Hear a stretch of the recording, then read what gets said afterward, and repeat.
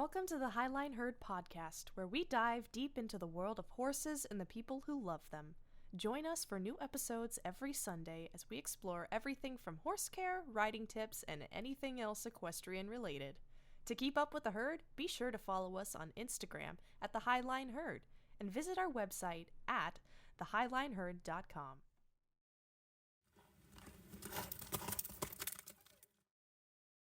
Hello and welcome to another episode of the Highline Herd. I'm Skylar. I'm Shelby. And today we're going to be talking about trail ride prep because guess what? Trail ride season is just around the corner, if not starting for certain areas as well. Yep, spring's in the air, it's warming up, sun's coming out, everybody's feeling frisky. Heck yeah. So, let's talk about it. Let's talk about, what trails you're going to choose if you've been off all winter, like most people here in Ohio have been. I know I have been, and it's been a lazy winter, so I'm itching to get back out there. Oh yeah, same here. And I even have trails that I can just go and putt about on if the weather's not too bad, and I got my arena, but nothing beats, trail riding all day long. Right? But before you can do that, you got to get your horse back up into shape. You can't just hop on and go. Well, at least most people can't. Yeah, you got to be particular about the trails you start out on.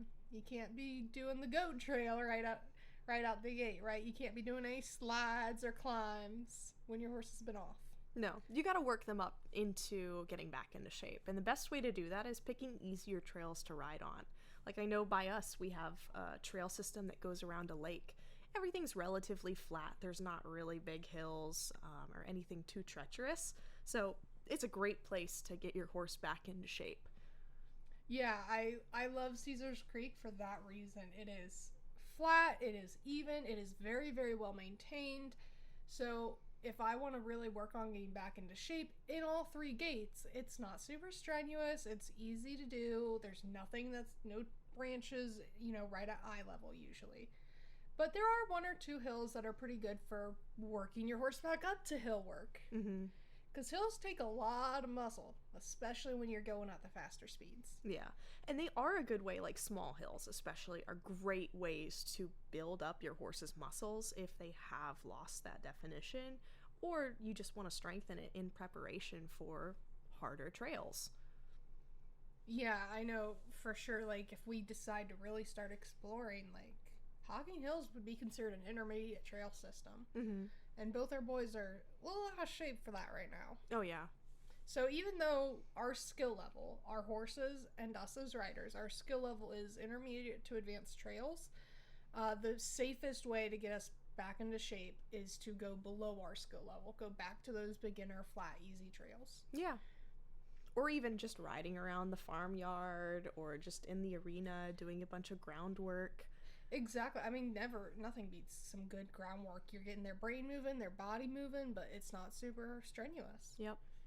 I know, like, for Sabine, that's what I'm doing right now, is lots of groundwork. Might as well give her something to do, something to think about. So when we're looking at those easier trails, they're easier, we're going on them to get back into shape, how long do we ride? Yes, that's another thing. You can't just hop on and go for hours on end, and expect your horse to be able to perform just as they did before, winter. Because that's not feasible, that's not fair to them, that's not fair to you. What you'll have to do is start with smaller rides, maybe hour-long rides, maybe even 30-minute rides, and build up, add more time as your horse is more comfortable, but pay attention to how your horse is doing. If your horse is wheezing and having a really hard time with just a short amount of work, revisit, because there's something else going on there. You want to pay attention to what your horse is telling you. Yeah, we're not in the business of breaking them down early. We're in the business of having a lifelong trail partner. Yes. So taking it slow, taking it easy, being very, very particular about what gates you ride in. I know we like to ride in all three gates. We like to use all three gates. We like to run and we like to race each other down the trails when it's safe to do so. Absolutely, but you gotta be careful. Like Skylar said, going into it, you can't expect your horse to perform as they did before having a season off. So, how do you determine what gates you can ride in, what gates you should or shouldn't ride in? And that's where it just comes down to trusting your horse. Like, pay attention to your horse. Willie, for example, he will go all day. He will go in any gait. He wants to go fast. That's just him. I actually have to cut him back and tell him, no, we're gonna go slow. We're gonna take it easy. We gotta get you ready before we do anything fun like that, and like what he really wants to do. Chance, on the other hand, that's my parents' horse. He could care less about going fast. He just wants to go at one speed, and that is a walk. So for him, I'll have to kind of make him put in a little bit more effort if he were to get him back into shape. Yeah, so every horse is a little bit different. Like you said, Willie, you have to be the one to step in and manage and make sure he's okay and make sure he's taken care of, because he's not going to do it for himself. Yeah. Valor is kind of a mix. He'll go as long as I ask him to, but he'll let me know too when he's like wearing down and whittling down. Mm-hmm. Although I don't know, he feeds off Willie pretty darn well to just go all day. Yeah. The pair of them, when they're combined or like put together, oh yeah, they will go for a while before they finally show signs of being tired, and you're like, okay, calm it down. We gotta just chill for a minute. Yeah. So, that's when you're getting ready to go on trails and you're looking at, what do we want to do? What trails do I want to go on? Consider your horse's fitness. Start out easy, go below your level even if you need to. And there's no shame in that too. No, I mean, those beginner safe trails, like Caesar's Creek do I get bored sometimes? Sure. But when I'm wanting to work on all three gates, I wouldn't choose another park to do it in to really help build Valor and I back up to that, because like last year at Hocking Hills, you and I we were booking it down some of those trails, and those aren't easy trails to book it down. No, they're not. So that's definitely something we couldn't do now when we've been out of shape, out of saddle for so long. So yeah, I know we'll definitely be going back to those beginner level trails. So let's talk about trail difficulties too, because I know beginner, intermediate, advanced, what do all those trail things actually mean? Yeah, for me at least, the way that I perceive it is the difficulty of the trail all depends on the terrain that you're riding in. Flat ground, not a lot of obstacles or, things in the way, I would consider those easy trails. Those are going to be your kind of beginner, just kind of moping along trails more than anything. And then when you get into more of like the intermediate or more advanced trails, that's the steep hills, the all types of terrain, going over water, crossing fallen trees, logs, rocks, all of that. Yeah, it's definitely, I think definitely as you get up there, you have to deal with different types of terrain, but at different levels. Yes. So I would still, even with all of its terrain changes, I would still consider Hocking Hills moderate, intermediate level trail riding. Because, like I said, to me, an advanced level trail is one you have to slow down and think about it. Yeah, we were at the point with Hocking Hills where we could kind of book it down a lot of those trails. If I had given Valor permission, he would have taken the goat trail at like 20 miles per hour. Like, he would have gone. Mm-hmm. And it all comes down to your horse and their comfortability and their footing, too. If you've got a horse that trips over everything, maybe staying on some of those easier trails is going to be better for you. But if you have a horse that's sure-footed and he or she knows how to place his feet and how to move around obstacles, and you know how to ride with that, and you can react in a timely manner, because there's a couple spots up there that I had to be half out of the saddle to fit through, because Valor's a big boy, so he takes up some real estate. So, and that's about trusting your horse. I have to trust that he's going to be able to balance on those trails, even though I'm half out of the saddle. Exactly. Yeah. Even though I'm hanging off one side of him or whatever, my feet are on his shoulders. Because Fat Man Squeeze, my favorite spot. Yeah, even with my feet out of the stirrups, I almost didn't make that one. Yeah. I don't think you ever rode behind me for that. I think you and Willie were always in front. We were in front, yeah. And you and Willie are just right on through. Your toe tips like barely touching the sides. Yeah, we're fine. And me and Val are like, ugh. Well, if you can't tell from the name, it is a very, very tight formation of channels and passages through these giant rock faces right in the middle of the forest. It's beautiful. It's amazing. but it is it is a little tight for the bigger horses, the wider horses. It is. Tons of fun. Highly recommend. Even if you need somebody to hold your horse so you can hike out to tabletop, then yeah. Yeah. Or was it Airplane Rock up there? Nope. So that's Tabletop Rock. Yeah. For any of our listeners who are familiar with the area, this was Hocking Hills State Park. Going up to Tabletop Rock, there's this beautiful place called Fat Man Squeeze. It's my absolute favorite spot to go up to. Yeah. But, yeah. Highly recommended. But that's an example of, knowing your horse and knowing the terrain you're on. Anything tighter than that, I probably wouldn't take Valor through it. We just could not fit comfortably or safely. And, when you're looking at trails and what you want to do, you have to consider comfort and safety. Because there are some horses that might be ready for those advanced level trails where it's like tuck your butt and slide, climb, swim across the river. But they might not be able to handle that squeeze. Mm-hmm. So you gotta think about those things. Yeah, and I think that's something for me. So I lived and worked up there as a trail guide at a horseman's campground. And I got to take people out to these locations and just kind of learn how to guide people through some of that tougher terrain. And what I found works best is calling out like, hey, steep hill, lean back, or hey, or like downhill. Or, hey, we've got some rocks coming up, so, it's a tight squeeze. Prepare for that. Because some horses don't react very well to being in those confined areas or when there's a lot of stress. And, if you're riding with a group, learn to call out. Have a leader who can communicate quickly and effectively. Have somebody in the middle. If you've got a massive group, have somebody in the middle who can communicate well to the persons in the back. Have a good game of telephone that can go back and forth, because that's something Skylar and I did really well at Hocking Hills when we rode with a couple of different groups. Yeah. We were able to shout back and forth about what we were upcoming, what we were, about to encounter. Because the nice thing is both of our horses are very sure-footed, and they'll naturally slow down to deal with a change in terrain. Mm-hmm. But most people's horses don't, in my experience. Or for some of the newer riders, too, who maybe aren't familiar with certain ways to sit in the saddle or position themselves. It's a great way to just get that information out there when you are trail riding. So if you are riding and you come across a big group, or you're riding in a big group, have those people to call out. It's very important. And just you're having each other's backs, too. You really are. I mean, if you're trail riding, whether you're trail riding as a beginner on beginner-safe trails, or if you're into the more advanced stuff, trail riding is one of the most dangerous things you can do as a horse rider. There is so much that can go wrong. And if you're riding in a group, there is something to be said about the herd dynamic, the herd mindset.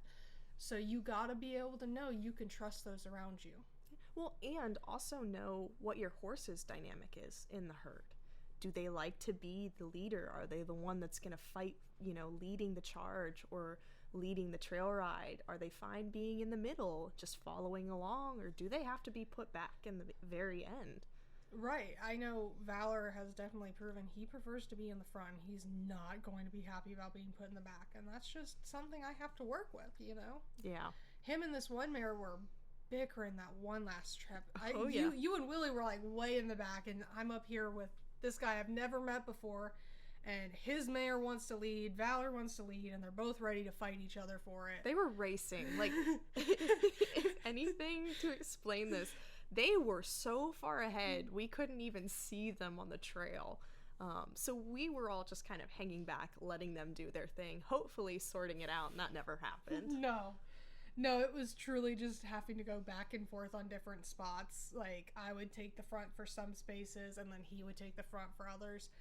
And there were a couple times I was glad he was in front, because there was one moment I lost my reins. That was the safest way for me to deal with the terrain we were on, was Valor decided he was going to jump, not slide, and I'm not going to catch my horse in the mouth. So I gave him his head, let him have the reins. He did not stop, so I could pick them back up. So having someone in front of me really helped with that. They stopped, so Valor was like, oh, we're stopping. And I could get my reins back. Yeah. But in those situations, too, that's where call-outs are helpful. So you can get good spacing between the group, so no one steps on anybody else. I remember, too, for that specific obstacle, it was basically a downhill slide, and in the middle, there was a big boulder that your horse could either step over or, like, slide down, or they could go around it on this weird sandy hill part. And we had to call it out, and we had to tell everybody, wait until the horse in front of you is out of the way, just in case something happens. Let your horse go. Let them pick their path. Trust them. And that's the thing. When you start stepping up in your trail riding levels, your horse better step up too, because there's some spots you can't micromanage your horse on the trails. Yeah. Your horse has to be able to pick their own foot. Yep. Exactly. So that's kind of, we touch, that's the difficulty of trails. That's choosing the right trail for you and your horse and your guys' level. And that's, what to expect, what you should do. Another thing that is really important for trail riding, learn trail etiquette.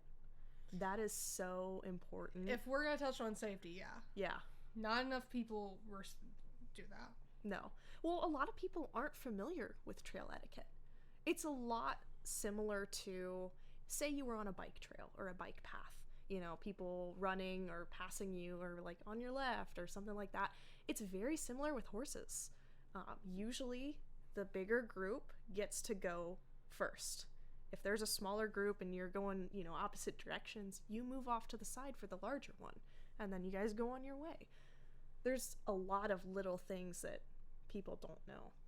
There are. And, that's where knowing your horse comes into play too, because our two boys don't care. We can rattle beer cans, snack packs, whatever, while we're on their backs and they don't care. But, if we're riding with somebody or we ride next to a group, their horses might care immensely about the rattling water bottle. Yeah.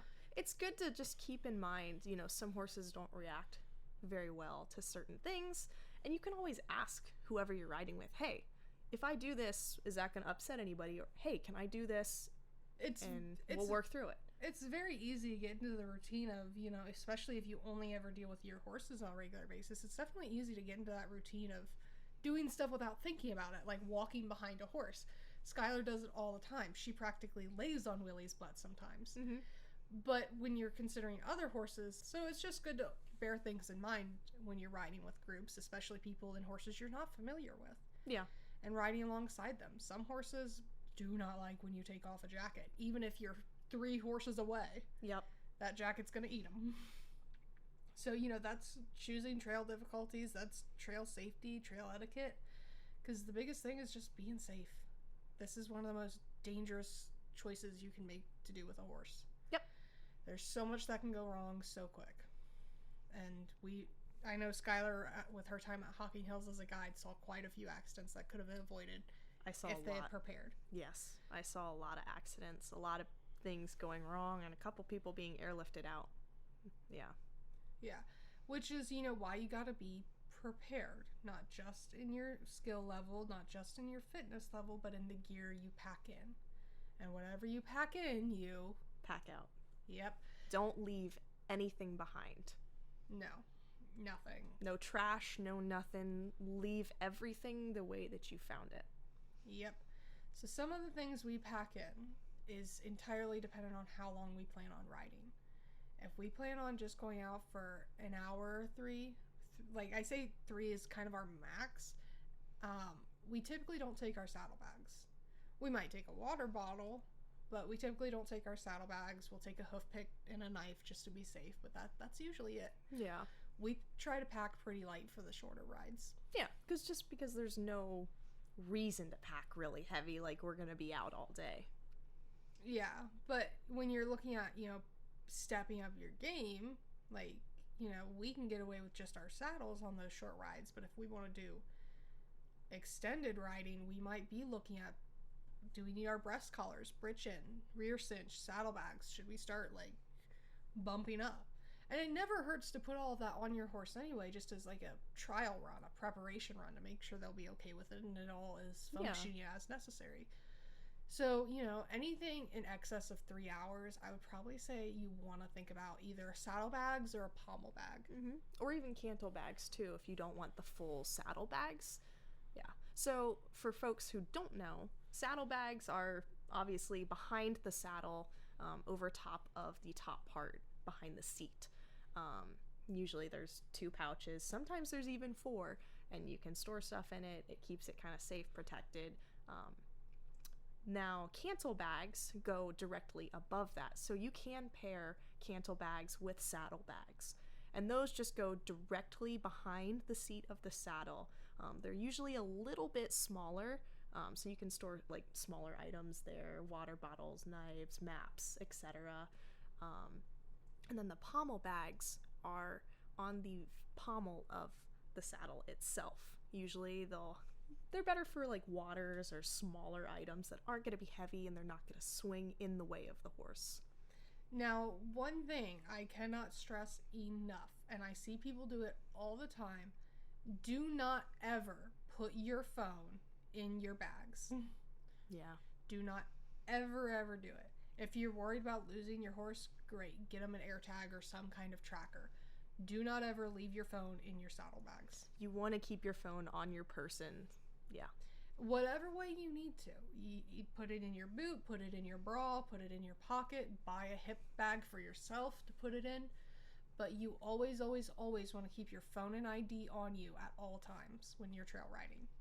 Things can go wrong. You might fall off and you might need to call for help, or you might find yourself in a situation where help has already found you, but you're not able to, say who you are or anything like that. That's where your ID comes in handy. They know who you are, and they can get a gist about who they need to contact. Yeah, so that's probably the biggest takeaway I hope you guys take from this episode is the safety of it. Because, for short rides, we have a knife, we have our hoof picks, phones, IDs. We're good. But for those longer rides, when you're looking at what to pack in your saddlebags, your phone cannot be in those bags. No, you need it on your person. I know that was one thing when Skylar and I first started riding together. She used to do that, or her friend used to do that, and I was like, stop. Yeah. Something's gonna happen. And I have had that happen before. So I was riding with a friend, and she got off her horse to use the restroom. She did not hand her horse to me. She did not hold onto her horse. She was like, he'll just stand ground tied. Well, he did not stand ground tied. He promptly, as she's squatted with her pants around her ankles, lifted up his head, looked around, and bolted. He was gone. And he was willy speed, so he could cover some ground. So I went after him. I catch him. I have no idea where I'm at. I have no way to contact her because her phone's with her horse in her saddlebags. So I have a horse, no rider, and no way to contact anybody to help me out because the only person who could help me navigate wasn't with me and didn't have her phone. Yeah, so it's always a good idea just to keep in mind anything can happen. Things can go wrong. It's best to keep that on your person. They're horses. Does not matter how much training time you put into it. There are things that instinct will win. And it doesn't matter the animal. I mean, dog, horse, cat, humans' instincts are a powerful thing. And they will often win out if certain things come into play. Oh, yeah. So, don't put your phone in your saddlebags. If you want to put something in your saddlebags, GPS, maps, water bottles, hoof pick, knife, snacks, food, all of that. Right. Yeah. If you don't think your horse will have somewhere to drink, you probably want to consider if you're going to be riding that long, you don't know if there's going to be a spot for your horse to drink. Think about that. Mm-hmm. But, we're talking about trail riding in this episode, not camping. That's its own thing. So, I think that actually just about covers it all. Yeah. We can also go into what do we take trail riding? What do we bring with us? I know we talked about like our saddlebags, our tack, and our equipment, like the hoof pick and stuff. Mm-hmm. But it's always a good idea to pack your trailer with the essentials, like a vet kit. Always have a vet kit in your trailer, some kind of wound care, some kind of blood stopper, some kind of bandaging agent. Yeah. Hoof pick. If you are a horse person, you should have a hoof pick and a knife everywhere. Your truck, your trailer, your horse, your boots, everywhere. Yes. It never hurts to have extra because it's easy to misplace them. It's easy to lose track of them and not have one. So if you leave them everywhere, you're not going to run into that issue. And something I always like keeping in the trailer, a rope and an extra halter. Because if you forget your reins, you can use the rope. If you forget your bridle, hopefully you can ride in a halter. Yeah. So that's the other thing I like to have in my trailer. when we trail ride together, occasionally we will do things like we will pack an extra cinch or saddle pad if we think we might need it, as a just in case. Because even if you're just trail riding, if you're just planning on going out for 5-6 hours, you never know. You could get there and realize you forgot. It's better to be prepared. It really is. Come into a situation where you do need something else. It really is. So, I mean, always make a checklist. Always check it 20 times before you leave wherever you're at. You know, make sure you've got all your gear, your snacks, whatever. Snacks and water never hurts to take on a trail ride regardless of the length of time. Exactly. Yeah. And the horses always enjoy a little bite. Yeah, that too, and a break. It gives you a break and them a break, and you can get off, stretch your legs, eat a little bit, and, carry on. Yeah. So we know this episode wasn't anything glamorous, but it's a very important episode to talk about. Trail riding it's dangerous and it's fun. Yeah. It's truly, if you had to make me choose one discipline. Trail riding. Yep. So, yeah, that brings us to the end of this episode. Thanks for tuning in. We'll see you next one.